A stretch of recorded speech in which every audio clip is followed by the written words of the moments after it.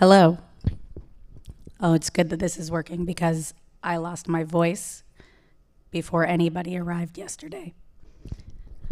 So this is going to go great. You're here for using your superpowers to lead in a male-dominated industry. Very glad to see so many men here among us. Thank you for coming. I know that today's topic includes complex conversations with a lot of nuance. And while we'll share candid reflections based on our own experiences, I want to be upfront that we just simply can't cover everything. And so as you listen, I invite you to note what personally resonates with you, identify where you can act as a change agent on your team or in your company, and during the Q&A, share your own experiences to reinforce those shared themes and keep our conversation going.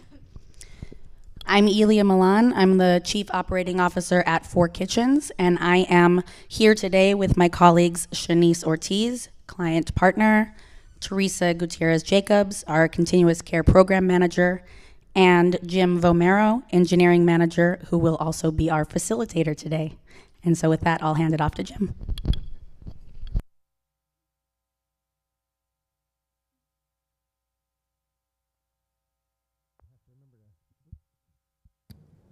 Hello, hello. Perfect. I have to remember to start the timer because I have a feeling we could talk about a lot today and more time than we have. So if nothing else, I hope this introduces some topics, and I will do my best to take some questions, but just to get things going. And for the sake of introductions, I'll let you know one thing about myself. I've been really into comic books lately because I have a child and they're super into it. And like, my daughter's 5 and she is sold, and we've been studying all of the origin stories. So I have to ask the folks here, this session here says, using your superpowers, what are your superpowers? And I mean, I want to be comic accurate here. So is this something you were born with, cursed with? Did you acquire it over time? Was there nuclear waste or some sort of an accident that made it happen? What's your origin story here that gave you your superpowers? Hi, everyone. Definitely not born with it. I feel like, oops, sorry, there we go. Definitely not born with superpowers. I feel like over the course of my career, I've had the opportunity to observe other people harness their superpowers or lack thereof, and decided where I wanted to harness my own and what characteristics, traits I wanted to emulate. As far as my origin story, with regards to my path to leadership, I had started at Four Kitchens about close to 4 years ago now, and 6 months after I was hired, the director of projects seat opened up. And I was brand new, and I decided to throw my hat in the ring. I was in the running with 2 other colleagues who were both male and had both seniority and tenure over me at the company. So no way that I was going to actually get the position, no way that I actually had, the skill set that I thought I needed. It actually wasn't until a very recent conversation I had with Elia where I asked, well, what was it? And she basically was like, yeah, they had tenure on you, but you were the only one who brought a vision to the table. And that for me was huge, and that started my origin story.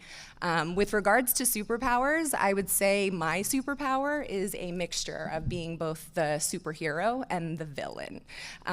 Within the team, there is a level of humanity that needs to be maintained. We're all human, fallible, we make mistakes, there needs to be forgiveness, but there also needs to be accountability had. So that's something that I have definitely tapped into, and has made a part of my general leadership style. The biggest part about harnessing superpowers, I also feel, as a leader, is helping others to harness their own. That is the most gratifying place a leader can be, is when they see other folks that they're mentoring grow and just expand on their own. So yeah, that is my story. Thank you. So my origin story actually started in communications, marketing, advertising. Being in the tech industry was actually not something I had planned on. And I had worked at a communications firm that was woman-owned, and the CEO, her name was Sarah, and I used to be a media strategist, so I was actually putting together plans for clients and basically giving them strategies and tactics for their ad dollars. And Sarah was actually the first one who kind of guided me towards a project management position. We worked really well together for a few years. I ended up leaving just for another opportunity. And then she called me up out of the blue. She basically said, I have acquired a website development firm, and I'd like for you to join the team. And so lo and behold, suddenly I'm in the tech industry. And this, like I said before, this was not in my plans. And so I pretty much felt like I came in with imposter syndrome. But I slowly realized that my superpower is basically to build relationships with our clients. A lot of them are also on communications teams, where the website is really just one part of their job. And so my superpower is basically to take the expertise from our team and translate that in a way for our clients to really understand and bridge that gap. Try this again. Gosh, I feel like a teen boy. In the beginning, I guess I'm what you might call a natural born leader. I've been leading people and teams since before I could legally work. Well, we'll save that for another time. But it wasn't until I was offered a promotion at 4 Kitchens that I actually started to explore and understand my strengths as a leader. At the time, my boss, Leah, was leaving to pursue a master's in counseling, and I was devastated when she told me. She was a very collaborative manager, and I never felt a power dynamic with her. I couldn't imagine my future at 4 Kitchens without her there, because she made me feel seen and really important. And yet, when she told me that they wanted to promote me to replace her, I showed her the door very quickly. I was immediately ready for the challenge, and I've always been a yes person. I trust the instincts that I've grown, and my bets usually pay off when I follow my intuition, and that's my superpower. I think that we're all born with like certain unique abilities, but turning them into superpowers takes strength and work. You develop them through repetition, and they become second nature. They become a part of the way that you walk through the world. So yes, I was born with talent, but I put in the work to make it worth it. I'm not talented because I'm a woman, even though that's kind of what our title implies. I'm talented because I pay attention, and I stay grounded through helping others, helping people. And so it's through the personal inquiry and emulating leaders that I admire, like Leah, that have shaped my leadership style and feels true to who I am. I think that another one of my superpowers is that what you see is what you get with me. I think everybody who works with me knows that I do not compartmentalize who I am at work, who I am at home, and who I am socially. I absolutely love it. Something about putting your superpowers into words, like you have to commit to it, made me grin. And I'm really honored to work at a company that has women in leadership positions. In some ways, it makes my job easier. Not that I want an easy job. It's just that I recognize that as the man right here on this panel, I don't have the same basis. I don't have the same experiences to understand problems that are going to happen in our industry. I'm going to listen and learn as much as I can, but I probably know the stereotypes and stories in a very superficial way. So I have to ask you as leaders. Like I said, I'm fortunate that you're in a position to make some change. As a leader, what are you taking to dismantle some of those stereotypes and make sure that we have good systems or processes baked into our organization, into our teams? Great question, Jim. For me, I would be lying if I said I didn't love seeing women in leadership positions or in any positions that have been predominantly held traditionally by a male. On the way over here, had a female pilot. That made me very happy.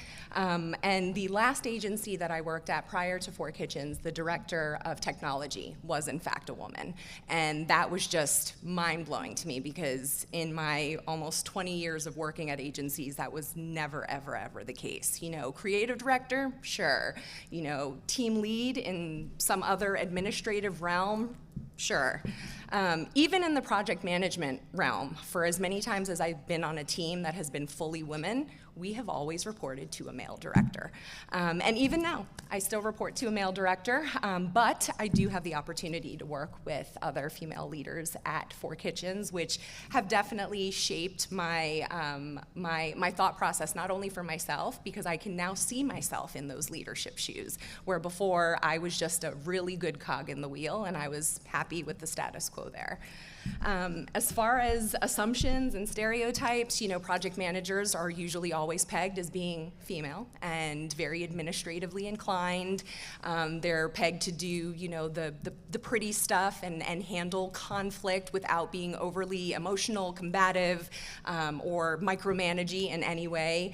And I think that Teresa, and I'm going to highlight Teresa for a little bit, having had the opportunity to work with Teresa for going on about 3.5 years now, Teresa's always been very meticulous, very quiet, and very observant. Not to say that she didn't have the skill set, she just kept it very close to the chest and was just very observant, asked a lot of questions.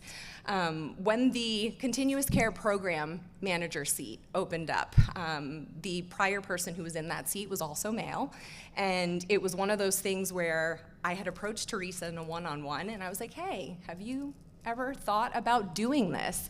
And Teresa, using her words, was like, I'm a little bit more comfortable staying behind my rock. I like it here. I'm good here. I do what I do really well, and I'm fine with it. But it wasn't so much so that piece. It was no, I know you can do this job. You have the chops for it. So not only was I advocating to senior leadership on like, hey, we have someone that we could promote internally for this position, but it was also an advocacy to Teresa about how good she was. And that is sometimes the advocacy piece I think that's missing. You can advocate for someone all you want, but it's the person who's about to step in that role that has to feel it first and foremost. So after having lots of conversations with Teresa, she was like, okay, I can't pass this up. And lo and behold, she has stepped into this position. She has turned it into something that I don't think any of us in the leadership seat thought it could even be. So that's been beautiful to watch. She's here presenting. She's going to be presenting at other conferences in the future this year, and she has since come out from behind her rock. And I have to mention that when you were on your flight, you made sure to tell everyone at our company about your female pilot and how excited you were. And I love that because it's that idea, again, it's not just advocacy, but you're putting it into action. Those little reminders do make a difference. I also love, and I almost said picking on, but spotlighting Teresa, because just a moment ago, Teresa, you told us about imposter syndrome and sort of moving into new seats. How is it going? Would you say that as you advance in your career, you see the imposter syndrome going away? Is it something that ever completely leaves at least part of your day-to-day? What's the story, and do you have anything you can share with us? So I definitely don't think that it disappears, unfortunately. Pretty early on in my career, I remember overhearing this. It was a CEO of an agency, and he had said something along the lines of, none of us really know what we're doing. And I thought that was so great, because I also did not know what I was doing. And so that was very comforting. But I also figured that by the time I was his age, and by the time I was at that point in my career, that I would be a very strong, confident businesswoman wearing suits and what have you. And that just never really panned out. And then, later in my career, I told you before, I was a media strategist.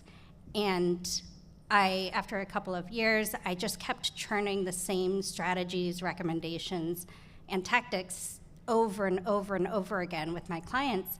And I actually got called out by one of them. They said, this looks very familiar to other media plans that you've put together for us, what gives? And that was pretty embarrassing. I think what I realized is that I just became way too comfortable in my role. And then this is actually when I met Sarah, and I became a project manager. And so the imposter syndrome starts all over again. But I think that's actually a good thing in some ways. I think we can sprinkle that into our lives a bit more, because that's the thing that challenges us, right? That pushes our boundaries and makes us feel a little uncomfortable. And I think that's a good thing. I love that. And I've been to lots of talks on imposter syndrome, but in particular here, we're talking about challenging gender norms. I would venture to say at the very least, it amplifies the issue. So I don't know, maybe from a leadership perspective, Elia, what changes do you hope to see in our industry? Is there any next steps that we can take to challenge some of those norms and just make it easier for others to, well, I'll let you finish my thought on that one, unfortunately, to do big things? I don't know. How can we grow? We're gonna need another 10 hours. While we were preparing for this panel, I found myself encountering along the way things that I was like uncomfortable with, I guess, how they went down. I was reviewing a promotional blog post that we were about to publish, and one line described my role as COO by saying that I had a seat at the table and that my voice was heard. And I immediately thought, no, that's my table, actually. And I'm not just sitting at it. So I rewrote the section to emphasize the partnership that Todd, our CEO, and I have, because there's often this kind of quiet assumption of deference, like my voice is just allowed to be in the room, but I'm not actually leading the room. And so here we were writing about a panel centering non-male voices and experiences, and I had to fight for my own recognition. And it might seem like maybe I was trying to grab the spotlight, but it was about setting the record straight. What we publish shapes how I'm perceived in my role, and just as importantly, how other people and other women in my organization are seen in theirs. And words matter. Language defines culture, and it sets the boundaries of what we believe is possible in our brains. And so to build cultures of empowerment, we have to tell our stories with intention and clarity. And that's something that I want to see in the future. I feel very fortunate to work with people who are here in the room with us, including a cisgender male boss who trust me. And when I want to try something new or take a different approach, he always is completely supportive.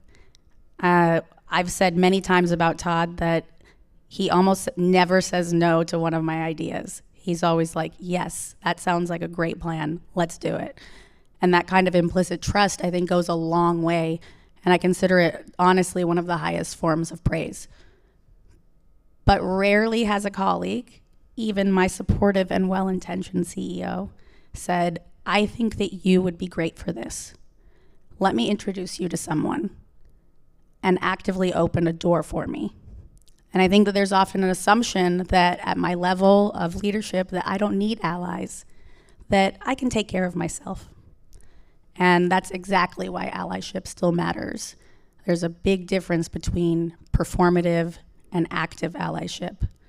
That next step is about being proactive, not just saying, I support you, but creating opportunities and making introductions, championing others. And I think that's how we will create a sea change in our industry and others, hopefully.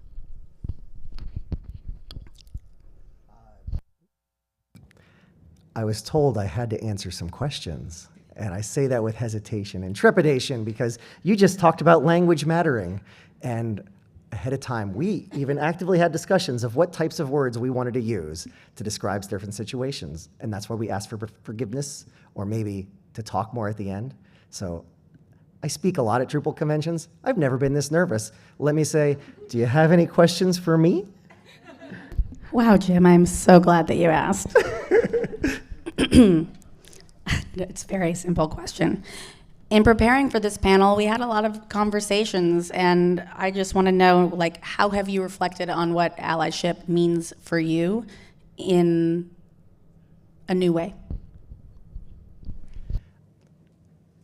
And we had a lot of talks, so I've shared a few stories.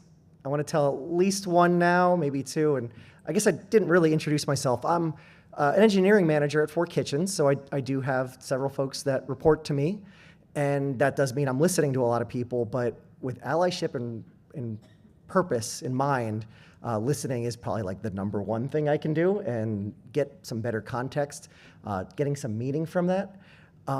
It's opened me up to revisiting some of my experiences. And when I think about my career at well, just in Drupal in general, a lot of my biggest touch points have been at events like this DrupalCon. When I think about the nights I'll never forget, the friends I've made, some of these took place at the wildest and weirdest parties I've ever been to in my life, thanks to Drupal folks. And I've made lifelong friends, and it's given me the confidence to grow in this industry. And I am ashamed, embarrassed to realize not that long ago, oh, these events that I was going to that were in maybe a sketchy neighborhood in the middle of the night after 2 a.m. were probably not the most inclusive things. And that's why some of my peers would not attend. And probably largely a lot of the women in my office and friends I've made in this community were never gonna have those same experiences as me. I'm encouraged to see new opportunities, but it bothers me that something so obvious was not evident. And so I think that's probably the biggest thing I've reflected on in thinking about my relationship with Drupal. And I'm so glad to see conversations like this happening. I'll keep trying to be vulnerable, and I welcome more stories to help me center and understand how I can do better by my team. I had one other light bulb moment. I'm getting nods. I could share. I don't want to take over, but I had one other moment. It was about a year ago. So I mentioned events have been important to me. I'm a developer. I like writing code, but one of my superpowers is probably in working with people and training and teaching. I love running sessions. So I've run a lot of Drupal talks, and it's become sort of second nature. If I'm going to an event, I'm going to submit a proposal. I'll probably get accepted. Although I've been rejected too a lot, and I'm so happy y'all brought me on board here today. Only about a year ago did I realize that's a superpower, and I have folks on my team that could benefit from that. So I went out on a limb and I asked one of the women in my office, I'm planning on presenting at this conference, do you want to join with me? And actually it took some back and forth because she's like, oh yeah, if you need something, I'll help you.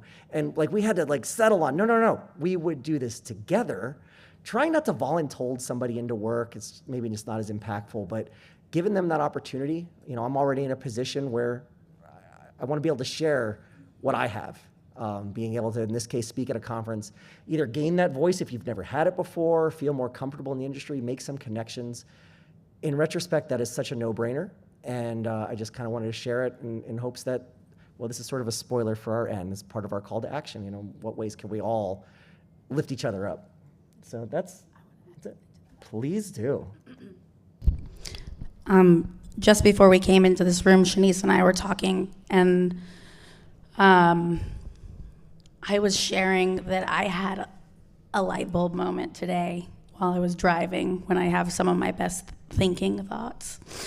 And I said, I'm really glad that we're doing this session. I think it's a really important conversation. But I've been in Drupal for 13 years. I've been to a dozen DrupalCons. And this is the first time that I'm speaking for no lack of submitting sessions. And I've submitted sessions about things that I'm really proud of accomplishing. I am the COO of a leading Drupal agency. I have led mergers and acquisitions with 2 companies. And this is what I'm invited to speak about, being a woman. I just think that that's kind of bullshit, frankly. And I didn't realize how small it made me feel, even though I think this is an important conversation. I'm proud to have this conversation. But it still is too little too late, right? And so that's going back to what you want to see. I hope that accomplished women get to speak at conferences like this more, and not just about topics like being a woman.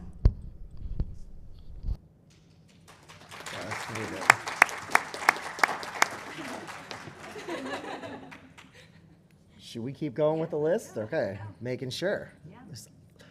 We want to talk to everyone in this room, but we have so much we promised in the proposal. So with that, looking down the list, mentorship. It's a bit of a pivot. We've touched on it a little bit. Could someone maybe talk about the role mentorship plays in our professional lives, or if there's even an example of a mentor that has been helpful for you? Absolutely. I think all of us have encountered mentors, both in colleagues or even on the leadership management side. For me, way back many, many moons ago, I remember switching gears from advertising and being in a traditional account executive setting and needing a bit more work-life balance. I switched gears into project management, and my team lead at the time was the most gracious mix of providing me with guardrails while giving me enough room to run free, have autonomy, and fall literally flat on my face. Anyone who's been in project management knows that you don't learn how to be a good project manager when your projects go right. You learn how to be a good one when they go wrong, or when surprises get you, or pivots happen, and there was plenty of that. And one of the things she really drove home was, I'm gonna let you make decisions and I will support you, but you are gonna learn some lessons along the way, and I hope you take that with you and pay it forward so that way you don't make those mistakes again and you grow from them. Using Elia as an example as well, and Mike's in the back over there. I previously reported to Mike, and it took Mike going on sabbatical for a month for me to start reporting to Elia. And in that month, Elia reminded me that I didn't have to defer to Mike to take ownership of what I wanted to implement with the projects team, or how I wanted to involve myself with them. And so going back to that, you know, having your voice heard, seat at the table, like, no, this was my little table. So I embrace that. And that also goes back to Superpowers, you know, seeing leadership styles that I wanted to embody and exemplify for myself. That goes a long way, and I'll never forget the various women I've worked with. I get to work with incredibly talented women at Four Kitchens who have very strong, loud voices, and I love to hear them all.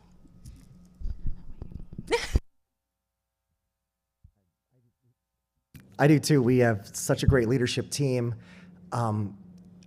It's always difficult, though, getting more representation in the company. And that's not just us, that's industry-wide. And it might start very young. There's a lot of documented history on that. I used to get very frustrated when I was on search committees at my previous job, and they would say, we'd really like a woman in this role, but then change absolutely nothing about their process, as if that was just gonna manifest. It's frustrating. You did nothing and expected something better to happen. So I'll have to ask how we can build even more successful teams. I think I have some examples. Just, do you have any challenges with recruiting women, and how do you address these obstacles, whether they're changes to your job description, your recruitment materials, even specific phrasing for, like, how do you advertise the benefits and the job in a way that would resonate? I need a sip of tea. Tomorrow I will be doing no speaking at all. I'm just gonna sit in a dark room and watch Severance by myself.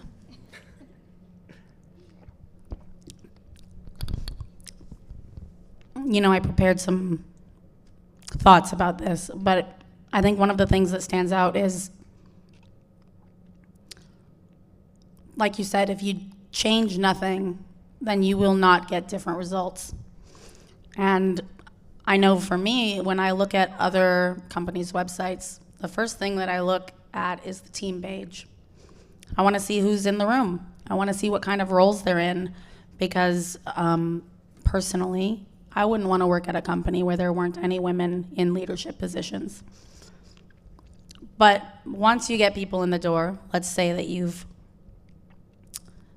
gotten over that hurdle, I think that one of the hardest challenges is helping people feel safe after they've experienced, like, workplace trauma, which I think most of us have. Emotional walls can be really high after that, and coming into a company that promises something different, you may not believe them. And so you have to build trust and show, not just tell, what your culture is really like, and paint a picture with, like, real life examples, which is, I think, part of what we're trying to do up here too. So during our onboarding process, like, we'll ask new hires if anything felt misrepresented in the hiring process now that they're on board. Like, it not only helps us stay accountable, but it also reinforces that we mean what we say. In your experience on hiring teams, and I think this is something that you and I have talked about in the past, from, like, your experience before 4Kitchens and then in 4Kitchens, we always make sure that the hiring team isn't just stacked with white cisgender men, because who would feel comfortable in that interview if they don't feel represented in that room? And when it comes to job descriptions, like you said, the language that we use, it really matters. And so we use a gender decoder to catch any kind of unintentional exclusionary language in our job descriptions. Language like solves problems instead of attack problems. I'm probably not going to want to attack a problem, but I do love solving problems. And that can shape like not only how candidates see the culture, but also how they can picture themselves in the role. And then I think with respect to benefits, you know, we always just highlight what is like people first, because I never want to, like what I'm thinking about is how in your previous position, they said we want like a woman in this role, right? It's like, well, I want people to be interested in this role. And so I'm gonna highlight the values and benefits that are important to any person, because I don't know who might be interested in this role, but I wanna get as many possible candidates as possible. I just said that twice. So that's how you know I'm done.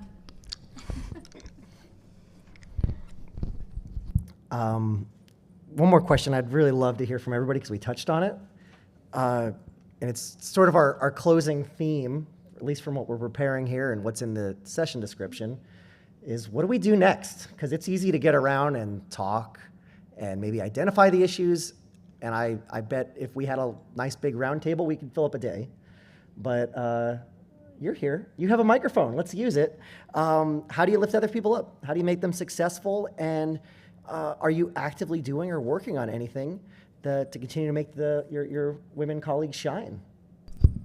Why, yes, Jim, we are.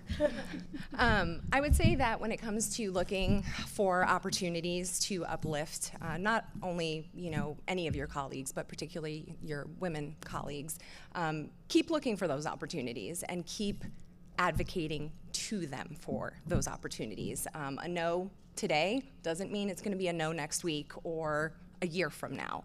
So continue to check in, see where the headspace is, where they're open to going. For myself, in terms of uplifting my particular team, who happens to be a team of very talented,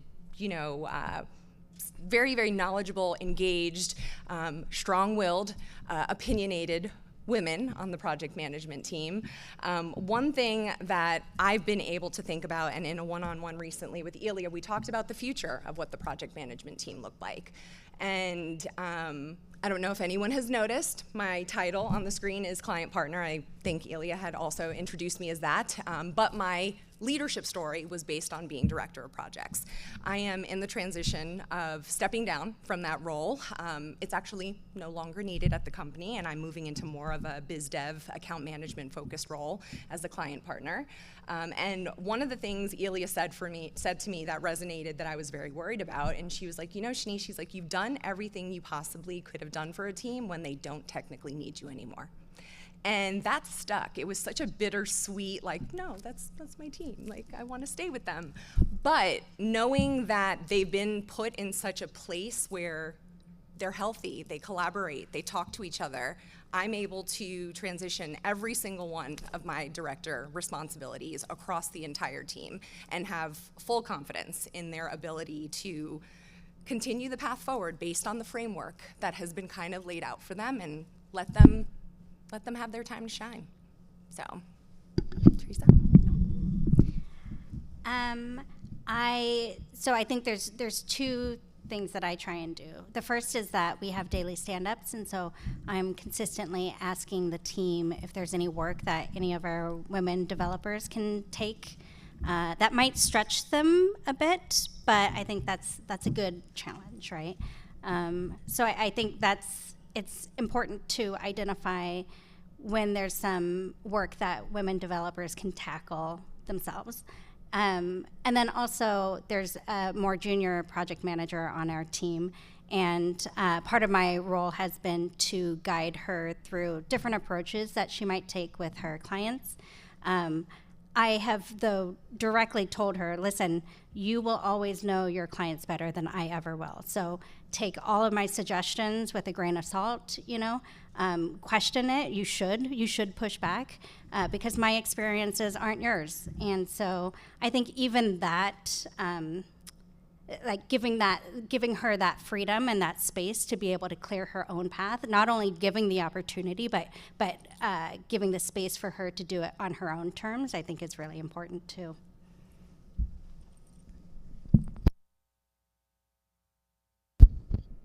How do buttons work? I think one of the things that I will keep doing is, well, I don't have peers at my organization. I have someone who I work for, and I have people who work for me. And that can be very lonely, which I think, we talked about during last year's session. And it means that you don't get a lot of feedback, whether that's feedback on things that you can improve or even feedback on things that are going well. And so I think during conversations like this, when I hear Shanice speak about some of the things that I've done to help lift her up, it makes me know that I'm on the right track. So I can keep doing those things, recommit to those kinds of conversations and leaning into my intuition on how to cultivate the best in other people. I think generally, I'm always looking for ways to lift others up and open doors that they might not even know exist. It's one thing to say, oh, do you see that door? Yes, I do see it. Let's go through. It's another to be like, there's a door down the hallway that I want you to go into. And so recently I connected Teresa with a speaking opportunity that I thought she would be perfect for. As soon as it was announced, I was like, you have to talk to Teresa. I think it'll be great. I knew that it would expand her network in like a really meaningful way. And from my own experience, those moments can be pivotal. A single introduction or invitation can permanently shift someone's trajectory for the rest of their lives. And so I will keep putting into the world what I hope to receive. Thank you all so much. We have a little time left, which is great because I don't want this to end. So we have all the microphones, but I'd love to know if anyone has any questions, thoughts, follow-up, or new ideas. Feel free to shout it out, or you can come up here if you'd like to take the microphone by all means. Otherwise, I have to repeat what you say so everyone else can hear it, and I'll do my best. Your choice.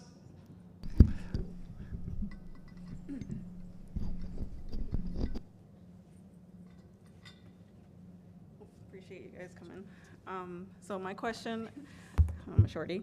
My question to you guys is, have you ever been told that you guys are intimidating in meetings? And if so, did you feel like a male would have received that sort of feedback? And if you have any suggestions or advice on how to deal with that? Yes. What's your name? I'm sorry. Oh, Gladys. Gladys? Thank you for your question, Gladys.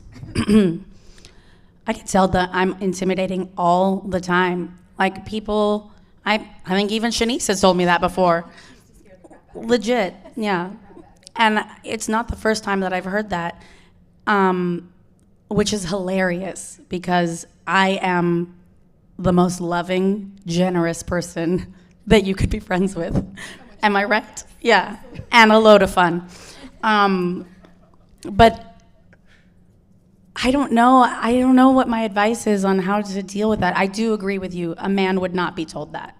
It would be like, oh, how he's so assertive. He really knows how to command a room. He's such a wonderful boss.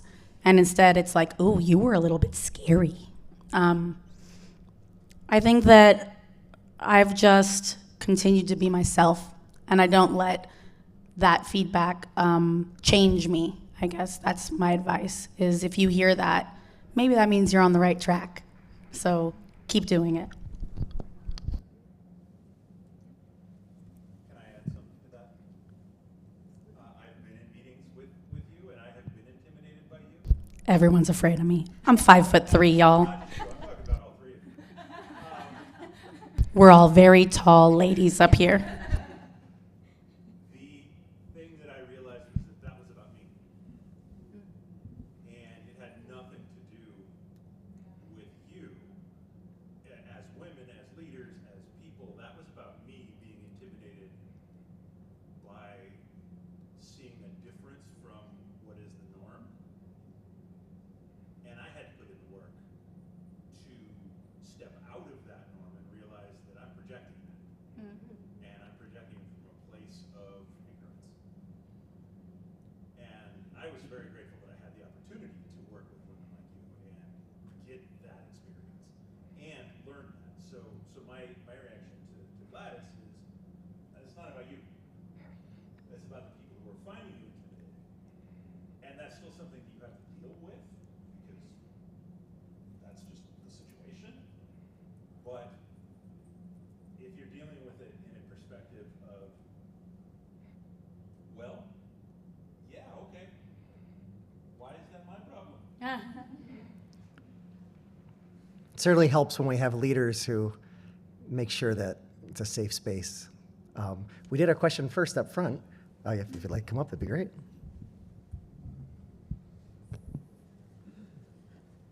I'd like to start by giving applause to all the guys in this room. We need you.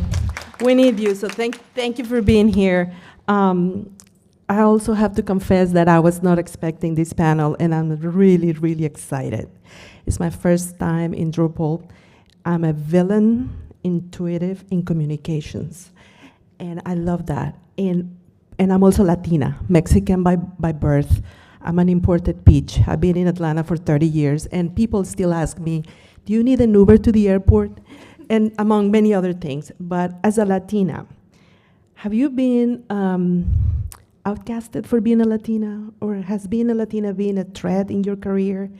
As we are very outspoken, very vocal, very passionate, sometimes people avoid us and don't want us in the room, or they want us to be quiet. How do you manage to be a minority within a minority? Thank you. What was your name again? I'm Judith Martinez Sadri, and I'm with Georgia Technology Authority. Perfect, thank you. Thank you for that question. I know Elia is gonna have some things to say about this.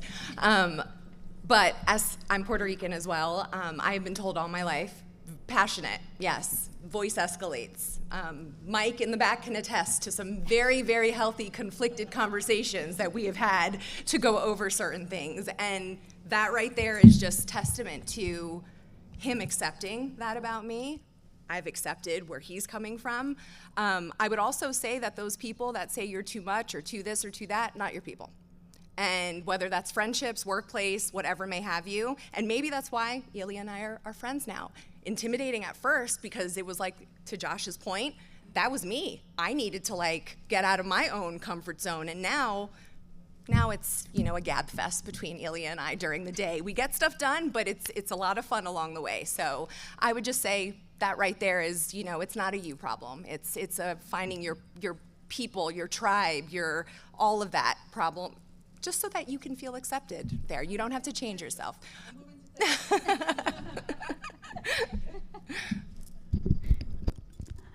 This is the first time that I realized that all three of us up here are Latino women. I forgot. That's how normal it is to me now.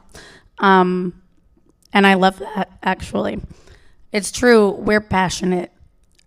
My family dinners are very loud, and so are my leadership meetings. And I love it that way, you know? I love getting into heated debates and laughing loudly.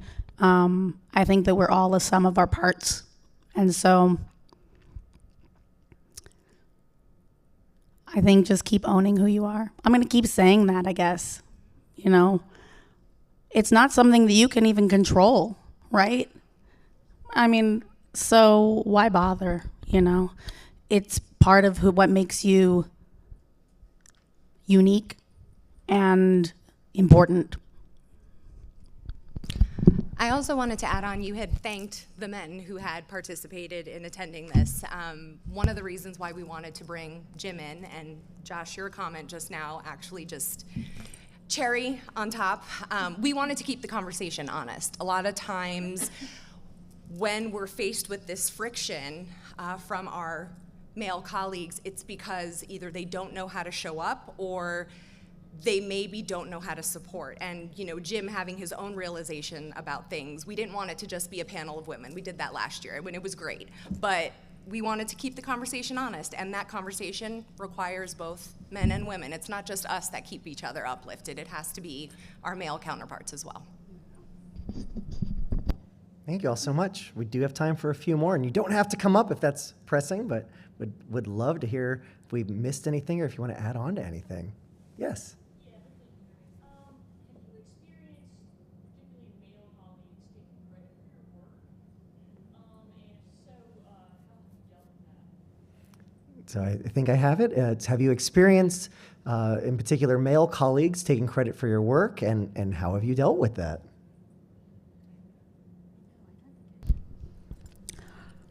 I've never had a male colleague take credit for my work because clearly they would be afraid of me to do that. But Todd actually consistently gives other people credit for my work without knowing it. And I deal with it by saying, actually, I did that. That's it. It doesn't have to be a big thing. I think especially with our work, like, we go off and solve our own problems. And so he doesn't necessarily know what's happening. And so it's okay that he didn't know what I was doing or who actually did it. Maybe one thing that he could do is ask instead of assuming, right? And so I think that if you're encountering that, maybe just having a conversation about like, hey, you know, I see this happening a lot.